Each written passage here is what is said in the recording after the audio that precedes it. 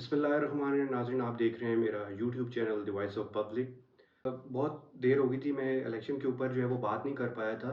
काफ़ी लोगों के कमेंट्स भी आए थे और मुझे इनबॉक्स में मैसेज भी आ रहे थे कि आप इलेक्शन के हवाले से कोई वीडियो लेके आएँ। बेसिकली मेरी वीडियोस जो थी वो अवेयरनेस के ऊपर होती हैं ज़्यादातर। मैं किसी पॉलिटिकल पार्टी को इस तरह सपोर्ट नहीं करता, वो अच्छे हैं या वो अच्छे हैं। एनीहाउ, हम बात करते हैं जो रिसेंटली इलेक्शन हुए पाकिस्तान में।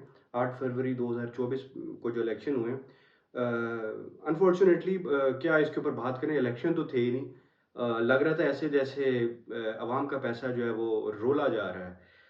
क्योंकि हर तरफ तकरीबन धांधली की बातें सुनने को मिली। वैसे तो पाकिस्तान में मुझे नहीं लगता फेयर एंड इलेक्शन होते हैं। लास्ट टाइम भी 2018 में भी फेयर इलेक्शन नहीं हुए थे। जो जहाँ तक मेरा ख्याल है, कहीं ना कहीं धांधली ज़रूर होती है, लेकिन इस दफ़ा कुछ ज़्यादा ही नज़र आई धांधली। और इवन ये था कि रात तक जो था वो प्लान था कि इमरान खान, यानी इंडिविजुअल की बात कर लेते हैं, इंडिपेंडेंट की जो सीट्स थी वो ज़्यादा थी। और इसके मुकाबले में नून लीग और पीपल्स पार्टी और जमात इस्लामी की सीटें जो थी वो कम थी। बट सुबह तो ऐसे हुआ जैसे बाजी पलट गई हो। ज़्यादातर वो जो है वो हर तरफ जो है वो नून लीग की ही सीटें नज़र आ रही थी।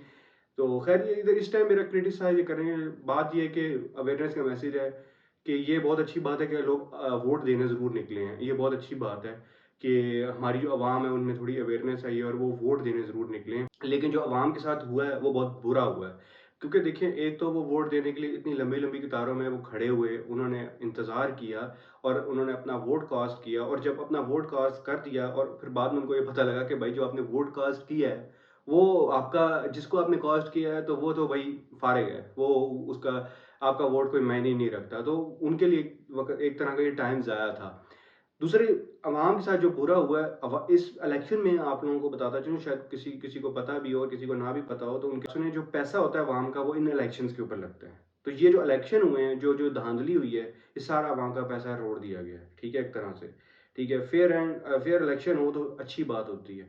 लेकिन इस दफ़ा तो एन ए 130 का मैं भी एक वाकया आप लोगों के साथ शेयर करता हूँ। जमात इस्लामी के एक है, क्योंकि मैं एक बताया था किसी पॉलिटिकल पार्टी को सपोर्ट इस तरह नहीं करता।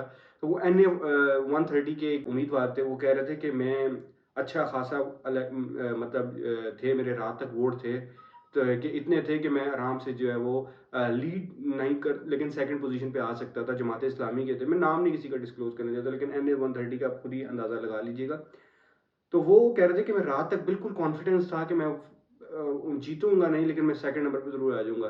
फर्स्ट नंबर पे जो थे वो कह रहे थे कि वो कोई इंडिविजुअल है, इंडिपेंडेंट बंदा है, वो कोई जीत रहा है। उसके बाद उन्होंने कहा कि वो नवाज शरीफ जीत रहे थे। एन ए 130 की बात है। अब वो कहते हैं कि जब मैं अगले दिन उठा तो नवाज शरीफ जीत चुके थे।